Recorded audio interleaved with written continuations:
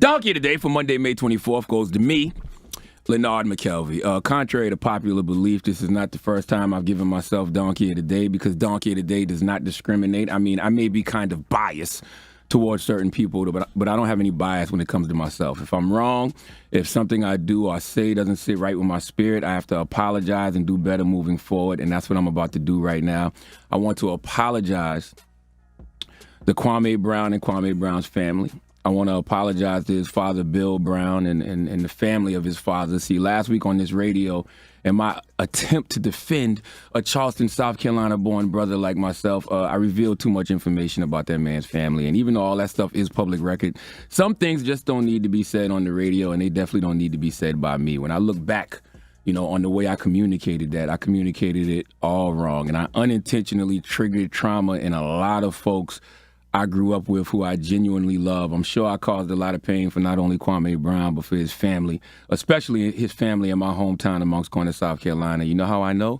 Because I spoke to a few of them. I've been on the phone this weekend with mothers of children and their children. Salute to Shaliba and her daughter, Brianda. I was on the phone with sisters like Wallette, salute to Wallette. Oh, she cursed me out good. And, I was apologizing for triggering them, causing them pain, because I was casually discussing their family's trauma, man. And that's something that I have to stop doing. That's something that we all have to stop doing. I was talking to my Sacred Purpose coach, Yadi Alba, this weekend. She's like a spiritual therapist. I have her and my clinical therapist, and that's what we were talking about, how we casually discuss each other's traumas. I didn't even think about when I spoke on, Kwame and his family, how many people were impacted by those things I was speaking on. I mean, that's generational. Okay, I caused pain and unintentionally poked at people's wounds, okay, wounds that will probably never heal. And I can't take back those words, but I can apologize. I think oftentimes we, meaning black people, we fight each other with our demons, whether true or false, whatever is the worst thing we know about a person or think we know about a person, we default to that, and that was not my intention. I was not in any way, shape, or form trying to paint Kwame in a negative light, okay? That black man is not my op. He wasn't my op when I said it. In my mind, I'm defending that man, but I should have been defending him as Leonard Charlamagne the God McKelvey, the professional, and not Leonard Larry, whatever you want to call me, from Moncks Corner, South Carolina, talking like I'm home in the town on why I believe they need to leave Kwame Brown alone. That was whack, because the conversation didn't even have to go there. The conversation should have been about basketball. Yes, leave Kwame Brown alone because he achieved a goal and a dream that 1.3% of NCAA seniors will achieve, and 0.03% of high school seniors. You know how small a number that is? And, that's just simply being drafted in the NBA. If you play 13 seasons and make $65 million, you're a success, okay? If you work 13 years anywhere and make that kind of money, you're a success. So salute to that man. The only expectations we have to live up to is our own. That's why I always say success is subjective, okay? My views of success may be different than yours.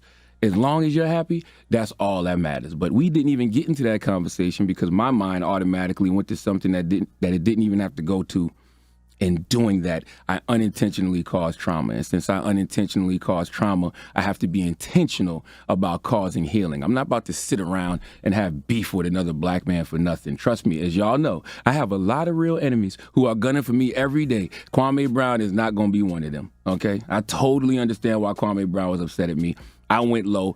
That wasn't my intention. But in hindsight, it was low. And Kwame took it to the floor with me. And y'all be online so excited, ready to see black people go back and forth and tear each other down. I'm not doing that.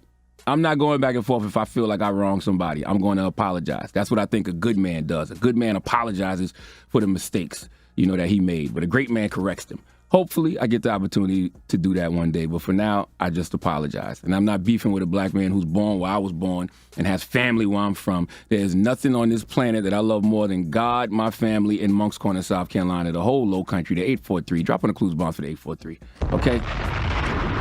So when I say I sincerely apologize to Kwame Brown and his family and the family of Bill Brown and Moncks Corner, I mean that. Only thing I'm responsible for is my energy in recognizing my own insanity.